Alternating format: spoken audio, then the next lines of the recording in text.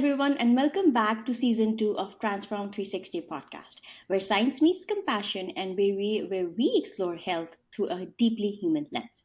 I'm your host, Sabar Shah, founder, pharmacist, and a mental health advocate. Today, I'm truly honored to welcome Dr. Adriana Kekic, a pharmacist, scientist, and a founder of Futurome, a premier health intelligence company helping individuals extend their health span through multi-omic testing, digital twin technology, and concierge level coaching. Adriana spent over 2 decades inside the traditional healthcare system, leading clinical and pharmacogenomic programs at world-class institutions. In 2023, she also won Mayo's Innovation Award for personalizing medications through multi-omics and 3D printing. Which, if you're listening and thinking, wait, are we printing medicines now? Yes, and she's on the brilliant minds helping lead that future. But behind all of that brilliance is a deeply personal story. Nearly after losing her life to a preventable event and losing both of her parents to cancer, she came to a powerful realization how reactive and impersonal our healthcare system can be. And from there, Futurome was born. From the belief that we deserve more than disease management, we deserve clarity, vitality, and personalized guidance. Adriana, I am so excited to have you on the show and I'm so grateful. Oh, this is such a wonderful introduction, Saba. It gave me a little bit of chills when you brought up my parents. So I'm going to try not to be emotional as we talk, but I think it's important that we bring vulnerability to these conversations. And thank you so very much for having me. Pharmacy is my first true love. My pharmacist colleagues are my comrades. And so I am really excited to have a chat with you. Thank you. Thank you. Let's start from the beginning, Adriana. Who you are today and what you're building, how everything started, and how all of these personal experiences have not only changed your career path, but how they have shaped you as a human being as well. So I am going to start from what first comes to mind as you ask that question, but I'm going to try not to make it super long. I have always been curious about how human body works. I had very early experiences as a child seeing family members, but more importantly, my mom battle significant health battles. And not only did I want to understand why, but I also was quite intrigued by what can help. And so, as I navigated that childhood journey, trying to help my mom with the best of my abilities, being there essentially and caring, I also fell in love, really deeply in love with science of chemistry, biology, math, physics, and all of these, life sciences. And I was accepted to both medical and pharmacy school, and I actually chose pharmacy school because I think of pharmacy, and I still do, as this entry into the world of mystery that is just waiting to be acted on and resolved. And so we really, when you talk about alchemy and so on, that's what my earliest kind of connections to pharmacy were about. Okay, I'll speed up a little bit. So, in about 95, 96, I enrolled in pharmacy school and I really started studying what this world of pharmacology is.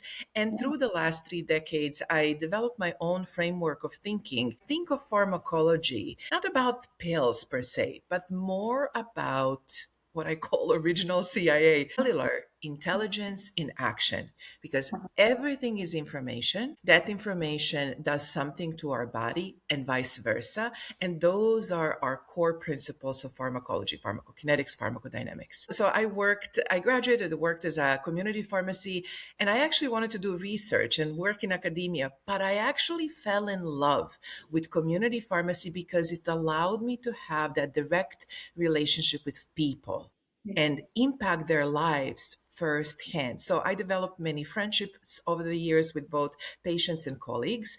And then in 2015, Mayo Clinic hired me to help spearhead something that I was teaching, which is pharmacogenomics.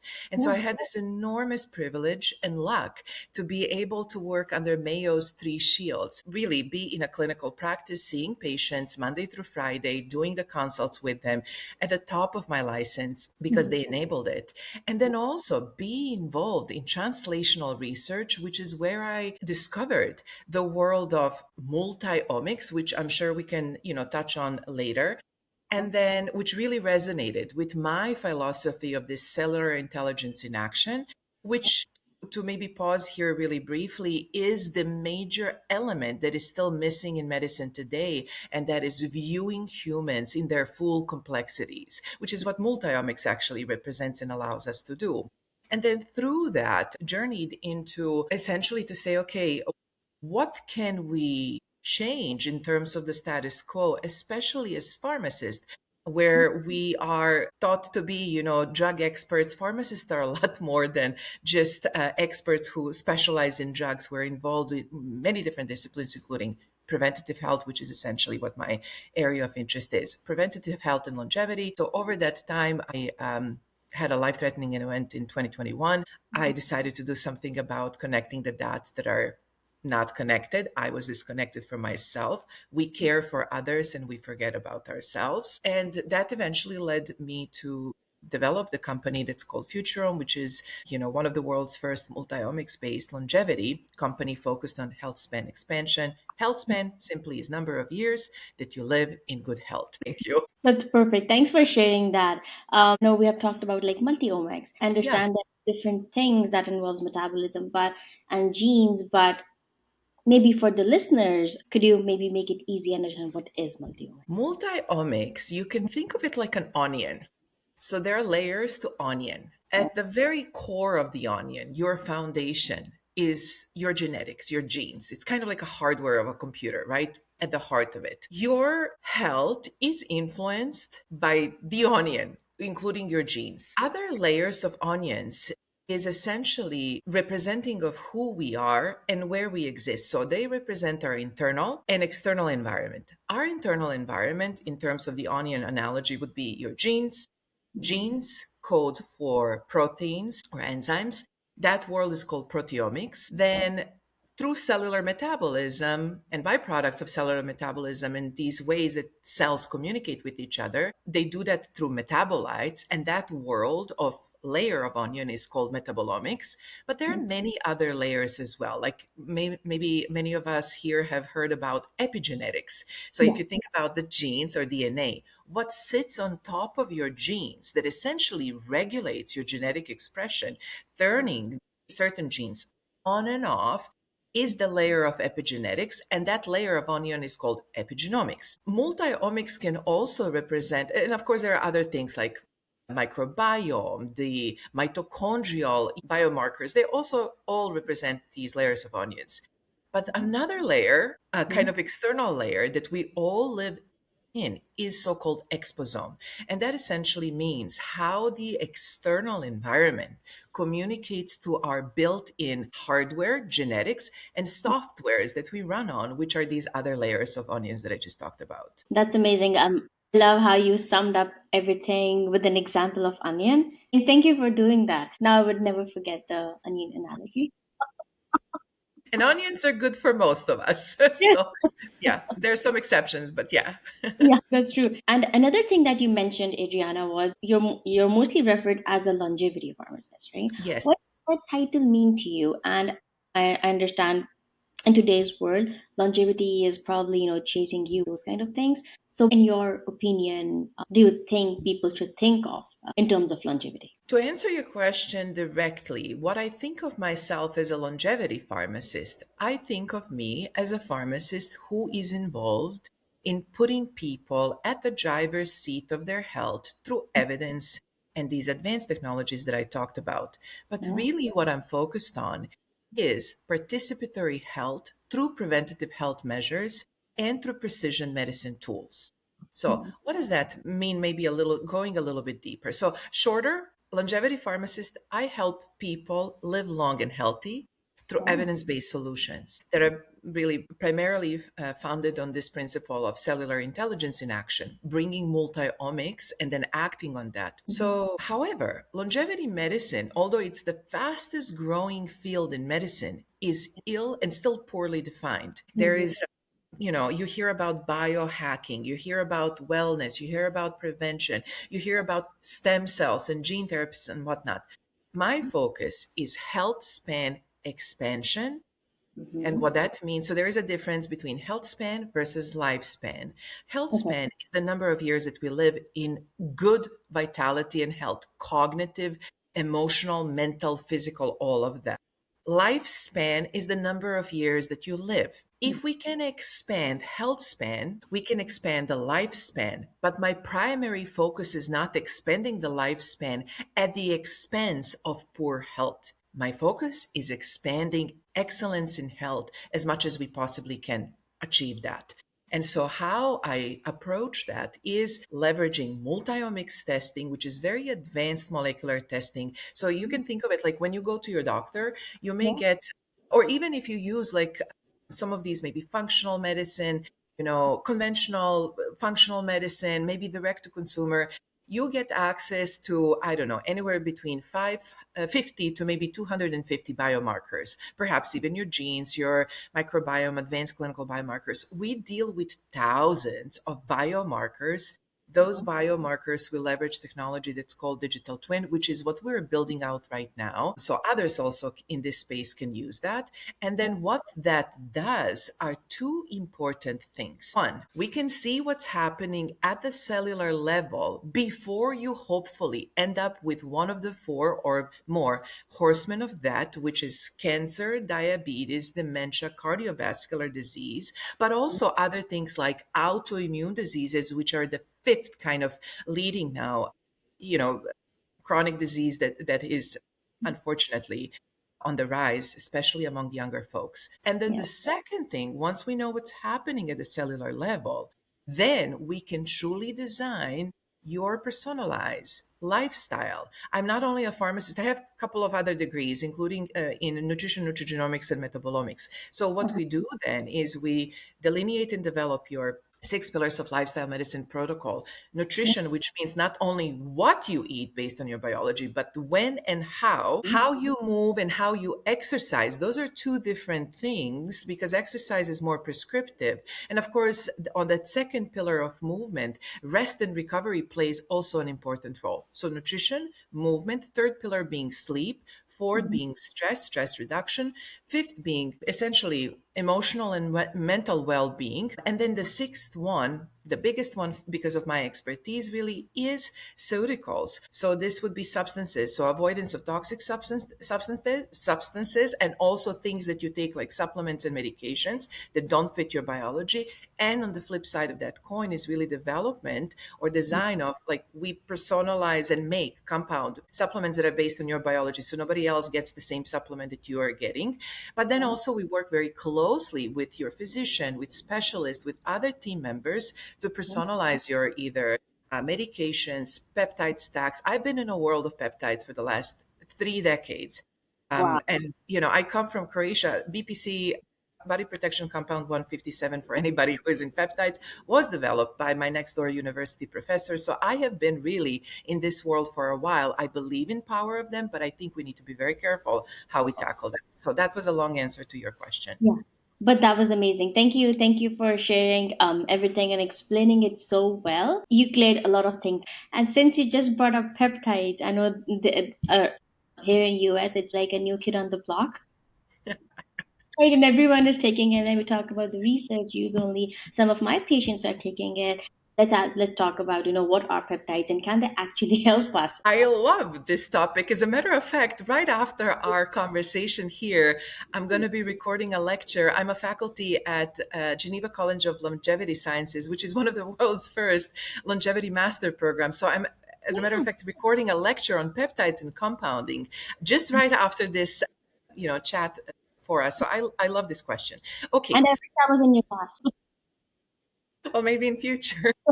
But the wonderful thing is now we're starting to have actual conversations that are based not on the marketing pushes, but rather based on actual evidence. And is it human based evidence?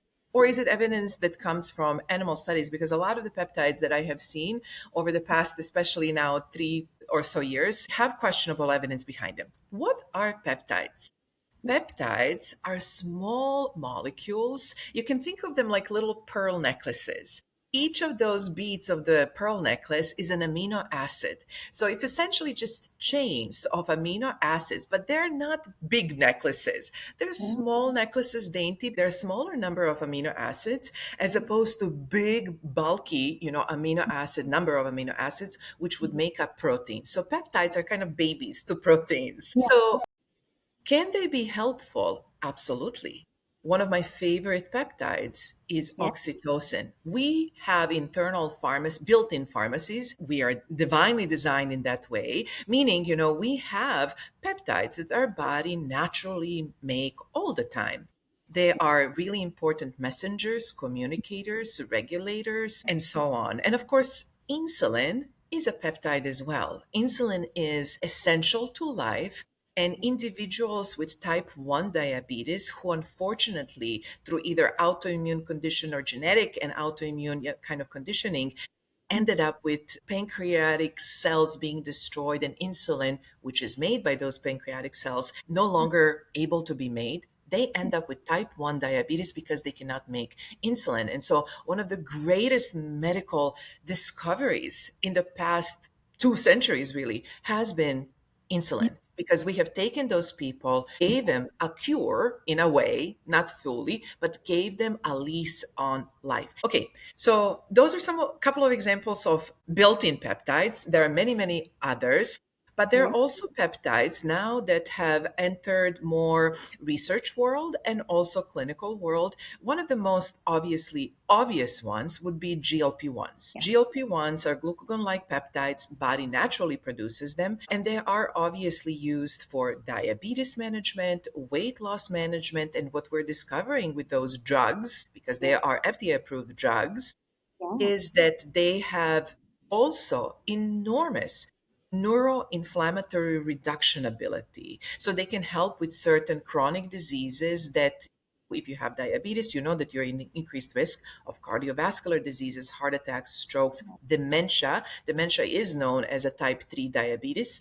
And yeah, so these drugs now are used to target some of these horsemen of that, and by proxy through that also longevity. So in other words, if you can expand health span, you yeah. also could expand the lifespan. So I'll pause here because there is a lot to unveil. There is an FDA regulatory shift happening where we have now transitioned from Schedule 2 to Schedule 1. So physicians can prescribe almost 2 dozens, a little less than that, 2 dozens of new peptides that they were not able to properly prescribe before.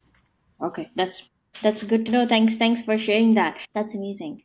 And can I just make this is me now, just quickly pausing on this because I have a strong, really Yeah, commitment to shared knowledge. yeah, And somebody else who is actually actively working on this, I would love for you to tag us, tag Saba, MDNA Health podcast, and me as well to share some of your practices. But for those practitioners, prescribers, physicians, NPs, PAs, pharmacists who are working with them, who are actively either looking to prescribe or are prescribing, I am sure you have already learned this lesson, but I'm going to underline it anyway. Please work with reputable pharmacies or prescribing, obviously, avenues as opposed to research use peptides. Research use peptides, you do not know what you're getting, number one. You don't know if there have been third party tested. And even if they say that they're third party tested, you need to look at actually just defer to compounded pharmacies for your peptide needs as opposed to the research based ones. that's amazing, and thanks for saying that. And yes, another thing, if it's easier for you, how should people differentiate? Like, because sometimes people are okay buying stuff online, but when they go to an actual compounding pharmacy, they do have questions when they're picking up an actual prescription. So, what could help people, make that decision? So I get this question asked a lot, and I'm going to give you my honest take on this, which I share also with my clients and my patients. It's going to raise some eyebrows, but this has been through my lived in experience. Mm-hmm. If you can easily purchase a peptide without too much of the clinical assessment, I would say that's a red flag. So then the second part of that answer would be I strongly recommend that you work with clinicians and practitioners who have been trained in peptides and also compounding, pharmacists as well, as you know, because you work. They go through very rigorous assessment, regulatory checklist that they need to meet, audits, and so on.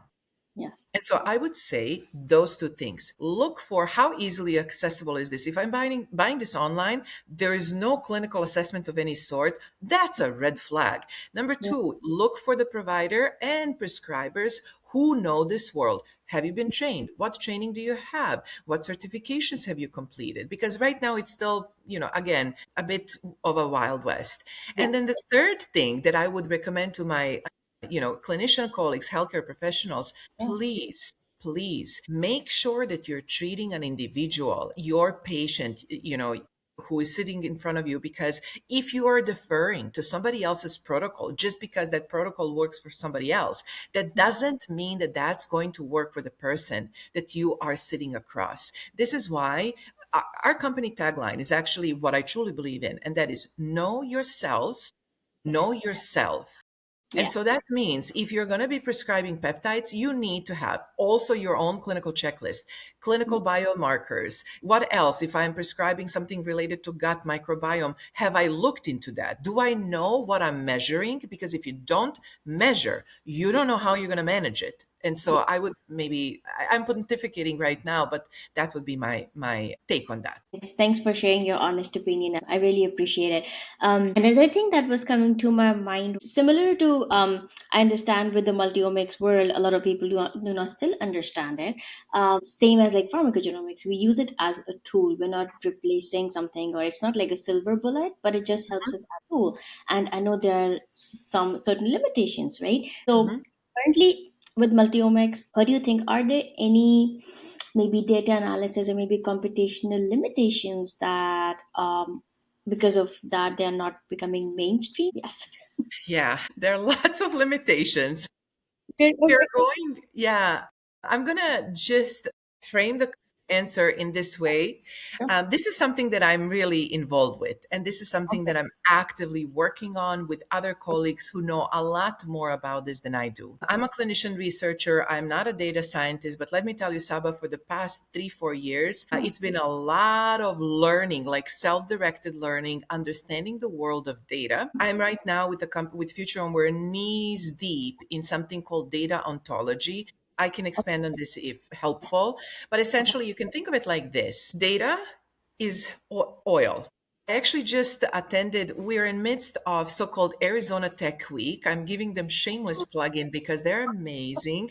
There are many tech weeks around the nation, but Arizona is now rolling out our Arizona Tech Week. So it's a full week of events where anybody really can engage with very innovative companies, builders, founders, organizations. So just a couple of days ago, I rejoined my former Mayo Clinic colleagues, and we had our Mayo Clinic Arizona CEO, Dr. Gray, and also Director of Discovery or ACES, Dr. Steve Lester there. And so the conversation was really about the data, multi-omics, and how are we building this? So Mayo Clinic has this enormous infrastructure, unlike any other institution globally, where Wow. that data is owned, it's federated, it's safely kind of protected in these big data lakes, and that's called Mayo Clinic Platform. Yeah. So where I'm going with this spiel is data is new oil, Mhm. but we need to have infrastructures in place to build these oil mining refineries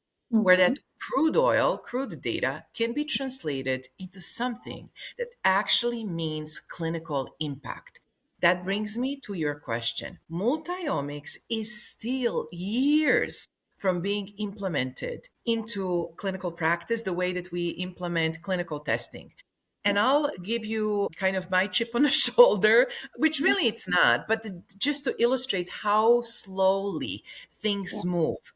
I've been Mhm. talking about implementation of pharmacogenomics for over 15, 16 years now. I thought by now this is going to be a standard of care, and all of us, Yeah. patients, providers, physicians, pharmacists, payers, all of us are going to be on the same plane, meaning, yes, this is important. Yes, there is enough data. And yes, we're going to implement it in clinical practice to guide prescribing medications. And yet we're not there. And this is now 16 years, 15 almost years later. That's So true. Multiomics is going to take a lot of us rowing in the same direction, creating velocity, both speed and direction, to get that multiomics onion in front of you and I and other physicians, pharmacists, providers, and patients, where we can truly change people's health journeys and destinies. Your genetics is not your destiny. That's very clear. And so, where I see the biggest impact for those of you like, okay, Adriana, that's all theoretical. What do I do with all of this? Yeah. I would say if you want to bring layers of multiomics into your clinical practice and figure out how you can contribute, I would say start with metabolomics. Mm. So, metabolomics is a snapshot right now of what Saba or what Adriana, cellular health wise, what it is that's going on. Because, like, if you're getting an NAD injection or glutathione supplement or NR, NMR, NAD, whatever, Mm. metabolomics actually can help you measure some of those things at the cellular, intracellular level, as opposed to you just deferring to questionnaire or some regular blood work. Okay. That's So we're still years from, and I don't want to wait. I nearly died of something that was preventable and it was missed, and I missed my own symptoms. I don't blame any of my physicians who also missed three physicians, two clinics. We all missed my symptoms. I cannot settle living in a world where I know that this technology that I have worked firsthand with and the data gold mines that we're sitting on that is just sitting there, us not using it. And even though it's not ideal because we don't have clinical guidelines, which is one of the main barriers bringing a multi-omic world into clinical practice right now, because we don't have randomized controlled trials that are going to be rolling out anytime soon for many of these multi-omic layers. I still am not okay not acting on that and creating solutions. that makes sense. Thank you for saying that. And sometimes most of us are okay taking supplements and buying research only use or getting stuff off other online places. But when it comes to evidence we have and whatever things we can implement, we usually Yeah, I know. It's really difficult for us clinicians. This is what we're building with Futurome. We are really yeah, knees deep, as I said, in data ontology. So there is data taxonomy, data ontology. Data taxonomy is essentially labeling things, yeah, saying, oh, glutathione, high levels, low levels. You label it. Low levels below this are not good. High levels beyond this, however, good and bad, or normal optimized outside of the range. But yeah, data ontology is the way that data, it's about relationships. What do low levels of glutathione mean in respect to microbiome biomarkers? I don't know, alpha ketoglutarate, or yeah, maybe some clinical biomarkers. I don't know, it can be LPA or ApoB or fasting insulin, because cardiometabolic disease is, we have epidemics of cardiometabolic disease here in the United States because 93% of Americans are metabolically unhealthy. This is why I'm mentioning some of these biomarkers. So all of this does not exist in a vacuum. All of this communicates to one another. That's where the data ontology part comes in, because for us clinicians, getting a PDF report from either microbiome, metabolome, or whatever else is actually very disruptive, as helpful as it may be. It's very disruptive because you need to start connecting the dots. What does that mean in the bigger context of somebody's health and other maybe test results? And more importantly, what do I do with that? Like, what treatment or what lifestyle recommendations do I design based on that? So yeah. that's what we're working on, creating this digital twin that will allow for the data to communicate and for you as a clinician to simply say, I am loading all of these data points, creating a person's biodigital twin, and then we can start to really, me as a clinician, be empowered by that as opposed to sifting through all of that. And then on the other side, have a patient or healthcare participant be empowered by what they are getting, not through some medicalese, but rather to something that they're like, "Oh, I know now what they're trying to say. I know what ApoB feels like or could feel like and what that means for my overall health, because we can do simulations. If you don't change it 5 years from now, this is where you're going to Oh, be. 10 years from now, this is where you're going to be. And yeah, if you have 15 years left, this is where you're going to be. And so what we are finding out with our work so far is this yeah. is deeply personal and deeply motivating. That's true. That's an interesting. Now I'm understanding what you're explaining about digital twin technology. Everything is. Sense. That's interesting. I didn't know like something like this is being actually worked on. I had Yes. absolutely no idea. And question, like, could we use, like, we have a lot of data in the biobanks, right? I'm sure has done. So for us, is there a way to actually kind of sequence the one that we have and maybe make any kind of recommendations on whatever we have right now, or it has to be like a brand new testing way? Yeah, you serve me a full course meal here. So let me see if I can just maybe pick one or two. So there are many biobanks, Okay. and I would say there are several that are really, really like stand out. Mayo Mhm. Clinic Biobank stands out, UK Biobank stands out, and few other ones as well. And now we are expanding, not only data that's coming in that is becoming more diverse, data is still predominantly Caucasian and white. We need to change that. And that's what many of us are actually working on. So the data is now starting to expand and represent more of us. That is really, really, really important because we know that, well, just take a sex, for example, not gender, sex, for example, biological sex. We know biologically women are different to men and vice Yeah. versa. We know that women don't function only on 24-hour cycles the way men do. We function on few more internal clocks. We know that ovarian aging is directly linked to health span, but also your lifespan. So the sooner you go into ovarian reserve, it is Yeah. very likely that your lifespan is starting to come, shorter. Okay, so we need to add diversity, is what I'm saying, through these biobanks. So now that's happening. Okay. It's very cumbersome and it Mhm. requires heavy lift and usually grants or at least some sort of sponsorship to be able to mine that data. So Yeah. it's usually institutional efforts, but I'm starting to see obviously companies and even companies like ours, Yeah. tap into those big data lakes and pools and also these platforms. However, your question also spoke about practical use of all of that. And this is something that I see all the time. What Mhm. do I, as a Mhm. pharmacist, Yeah. as a PA, NP, MD clinician, what can I work with and act on that will help my patient or my healthcare participant? And what I would say there is it's a also Wild West territory because there are many different testing companies. What you want to look for are the Mhm. testing companies that are reputable. How long have they been in business? Do they have, clinical data, clinical validation data that they can prove what they are checking and reporting to you or assessing is indeed what it should be? And also for those who, and most of them now have clinical decision support. Clinical decision support is, those are two things. You can do, let's say, genetic testing, pharmacogenetic testing. It's very simple to do. You do a swab. You don't even need a blood analysis. You do a swab, you send it to the testing company. They will run. Some of them will do genotyping, which is essentially just looking at specific genes and specific variants. But many of them are doing whole genome sequencing, which means they look through all of the 20 plus thousand genes and they report both variants of unknown significance and variants that we know what they actually mean. Very few of what I just said with both, very few of those have clinical evidence that is based on actual pharmacogenomic guidelines. And those guidelines come from either CPIC, Clinical Pharmacogenomic Implementation Consortium, at least here in the United States, Canada. And of course, Dutch Pharmacogenomic Working Group also has their guidelines, which mostly our European colleagues are using.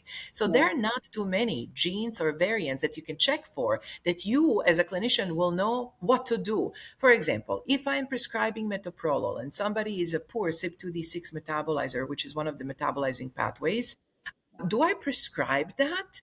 And with some of those clinical decision supports, it gets really tricky because they'll give you the red warning and you'll be like, oh, it's red. That means I should not prescribe that. When in reality, you absolutely can, especially if that medication is truly indicated for the condition that metoprolol is superior to treating that, let's say, another beta blocker or another blood pressure medication. You can. It's just essentially telling you that it's metabolized slower, it's going to accumulate more, and it's very likely that that individual may be at more increased risk of side effect like a bradycardia. So what I'm saying with all of this, I Mhm. know I hear you, it's tricky. look for reputable companies as opposed to trying to cut back on the cost. Look Mm. for those that have clinical validation. You can ask them this: send me your clinical validation. What are the big institutions that have implemented your testing? And also, how do I get empowered by the testing so I don't have a patient come back to me and say, hey, you prescribed something that was on the red list. You were not supposed to do that. Yeah, that's true. Thanks for saying that. The thing about colors, I think I don't know who started started this thing with the color part. Whoever did that, I think they didn't kind of justify, because nowadays most of the clinicians will just look at the colors. But if they have a pharmacist working along with them, they can actually help them understand that's what it means. It's not just the color, just not giving you a green light to use. You could still have side effects with it. So just probably framing those expectations in the right way.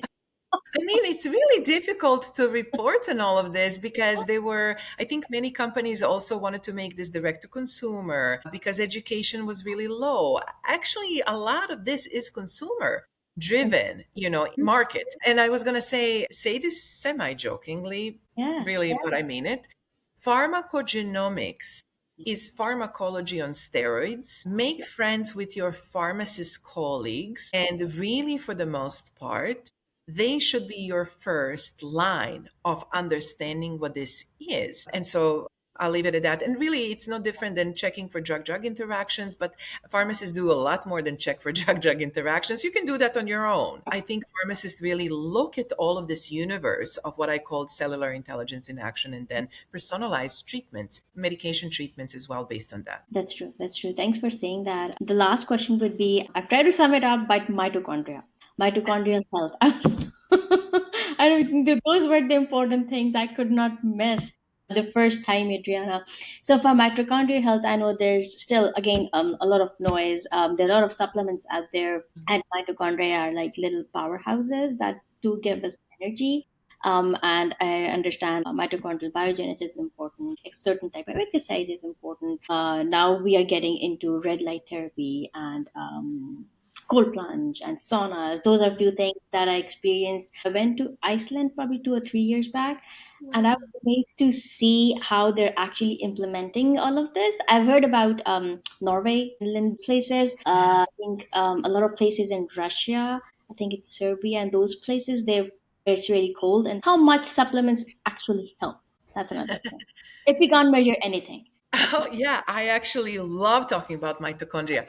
Yeah. So, mitochondria, for some of maybe Yeah. us who need a little bit of refreshment, mitochondria are parts of our cell, organelles inside of our cells. They are very unique. Not only are they powerhouses of the cell, meaning, like if you imagine a cell, I love racing in cars. So, if you Yeah. imagine your cell to be a car, a vehicle, then mitochondria is an engine that allows the car to go.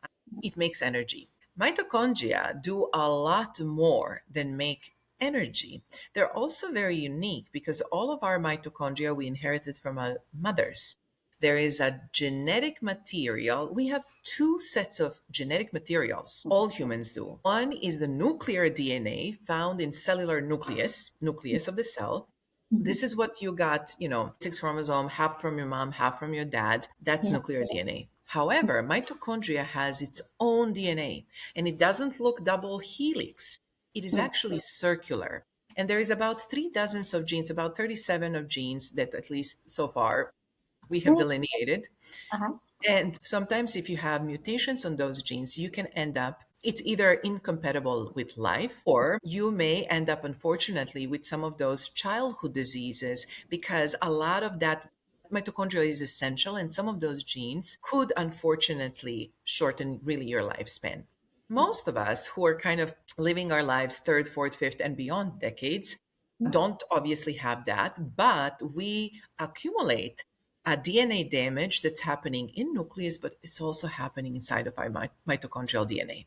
Okay. Now, to offset some of that, as well as help boost mitochondrial activity, Yeah. there are many things that we can recommend or that we can do ourselves, right?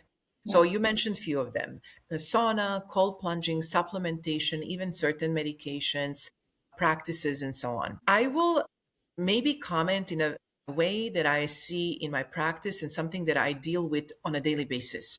when I see folks who come to see us. Many of them are biohackers. We mostly work with high performing individuals, entrepreneurs, executives, founders, athletes, and so on. I'm actively working on democratizing longevity, but right now this testing is really expensive for most of us to afford. So folks who are at the, biohacking, or they really want to own their health, they're like, yes, I want to go beyond of what is, conventional or functional medicine can offer. Okay, so when I see them, many of them are on stack of supplements and peptides and various things. And one of the first things we Mhm. do is get them off of them as quickly as soundly as we possibly can. And I'll give you one specific example that has to do with mitochondria. Putting in So mitochondria is responsible for this cycle of life that's called Krebs cycle. This is how we take fuel. Mostly it's going to be carbs. So basically, protein, fats, carbs get recycled. We use fuel, and that fuel in the form of glucose enters so-called Krebs cycle. And then there are many different changes that, the Krebs cycle produces, but more importantly, it produces energy. That's where we get our energy for life. There are antioxidants that are required for this process, and people over supplement on antioxidants. I know many have very well meaning advices that they get from their medicine folks, from functional medicine pharmacists, conventional medicine, it doesn't matter, pharmacists and physicians, clinicians, but antioxidants in an unhealthy mitochondria add additional burden.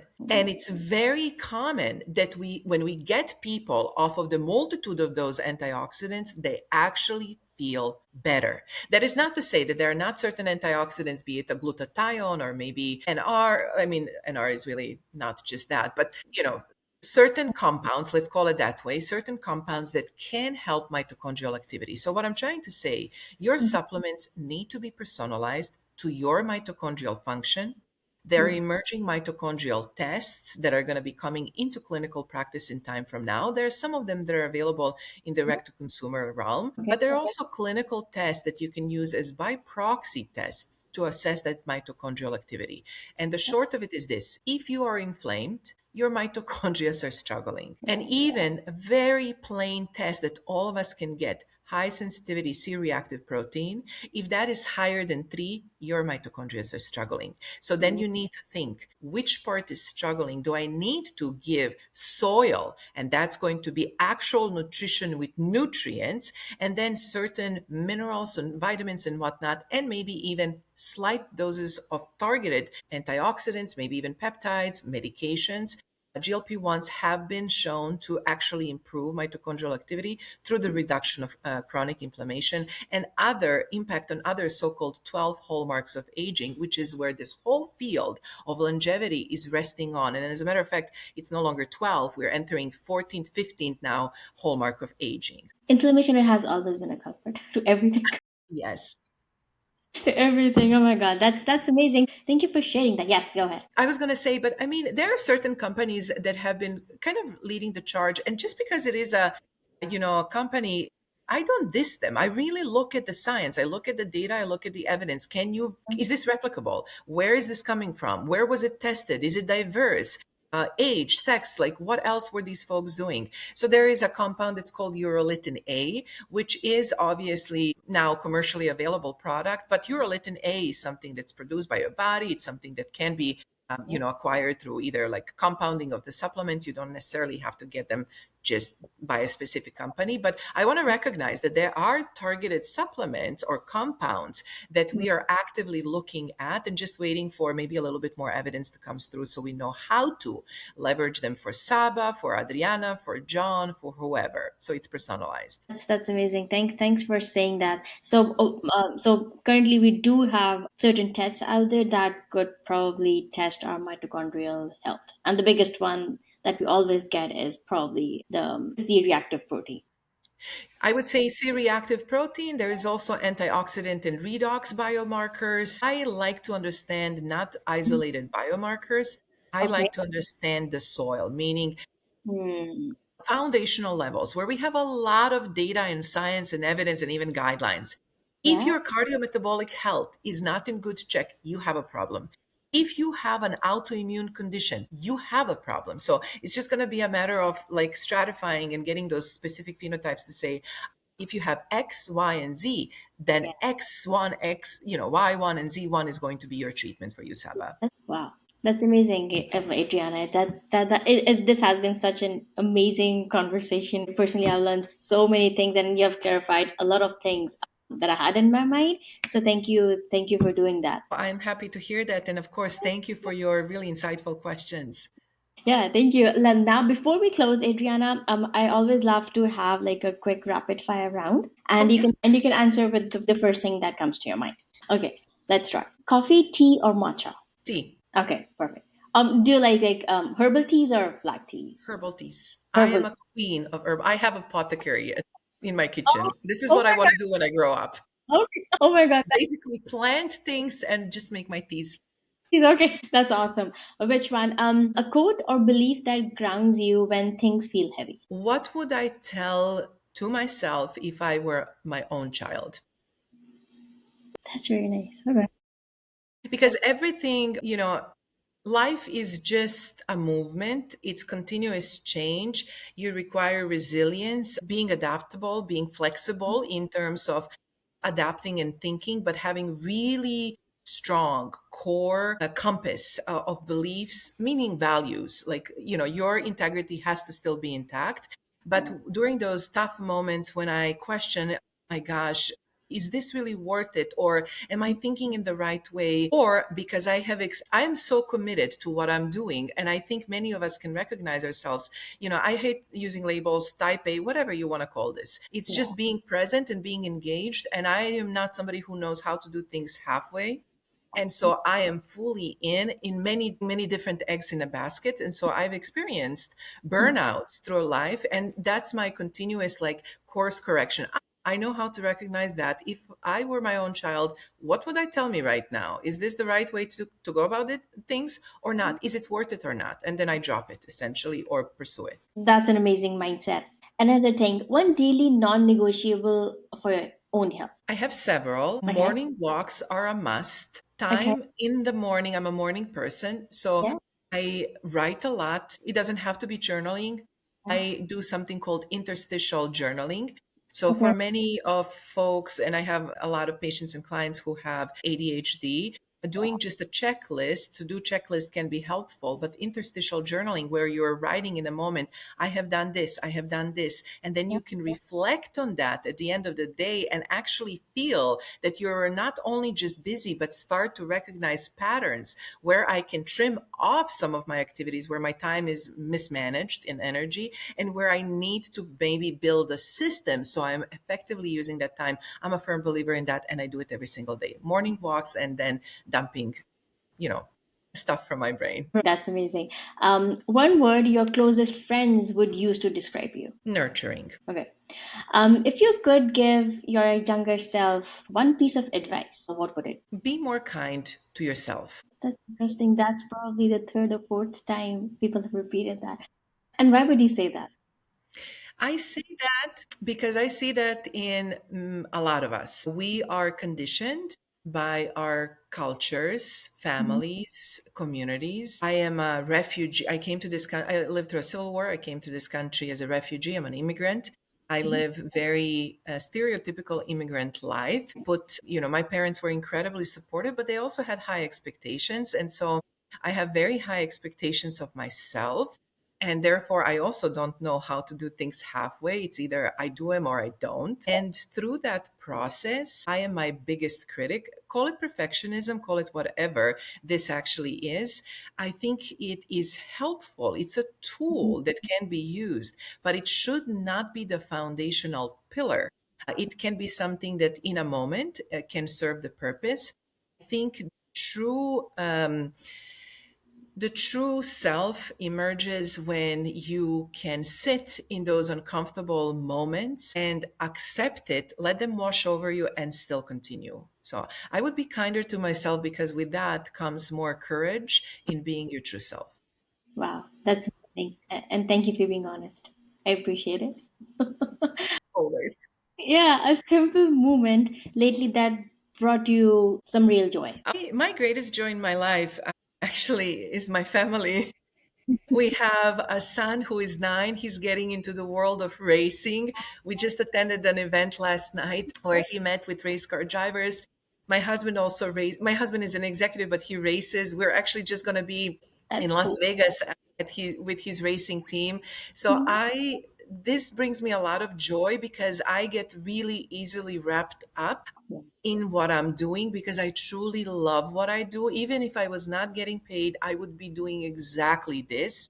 And so I'm very lucky that I have created enough awareness in me that then attracted folks around me who now support not only what I'm doing in my life, but also my family has been incredibly supportive of what I do. So I'm really trying to enjoy these years that are going to pass by so fast. This brings me a lot of joy just seeing, yeah, my son especially. That's amazing. Thanks for that. And two last questions. What is one thing that you do for not just educational, anything else that just calms you down? I love to read. I love to draw.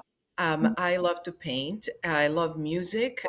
So the creative side of me has been asleep for a while, but there are two things I enjoy being in nature and doing something creatively. That's amazing. And what's something people often assume about you that isn't actually? I get this a lot, and I think this is my Balkan upbringing that I am intimidating. When you meet me at first, I don't know why that is. Oh my And god. I think I'm quite approachable, but I also recognize that when I am in a professional setting, I am a full-on beast mode. So, and I'll call you out on things.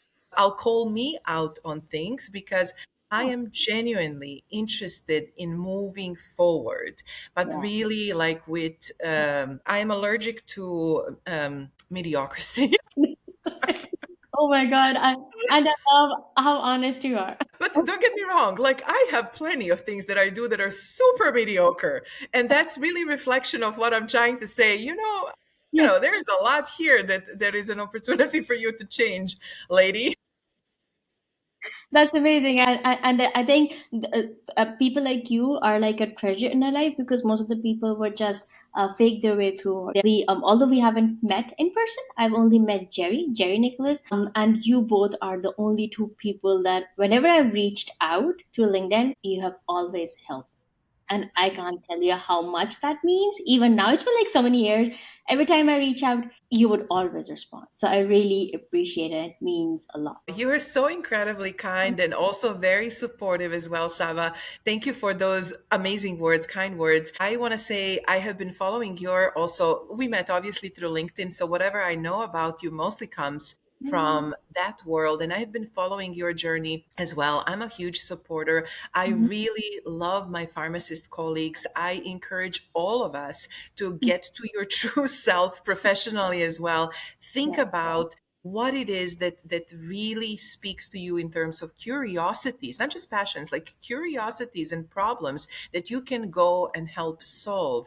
And I know it's easy to, you have bills to pay. I get it. I totally get it.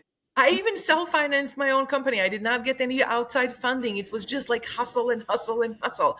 But what I'm saying is people like you who are creating these safe spaces to have conversations. I'm a huge proponent of shared learning, especially in the age of AI where really anything is you can access anything in terms of like data knowledge. What we need more of is how are we thinking through these things, and then how are we creating communities that will actually bring about change. And that's what you're doing with this podcast. So I'm a huge fan and supporter. Thank you so much, Adriana. I really appreciate your kind words, and thank you so much. And thank you for sharing your story, your science, and your heart with us. And to all of our listeners who have tuned in today, remember that your mental health journey is unique, and it's okay to seek care that truly works for you. If you enjoyed this episode, don't forget to subscribe, share, and leave us a review. Until next time. Take care and stay balanced. And thank you so much, Adriana. I absolutely enjoyed the conversation. Thank you.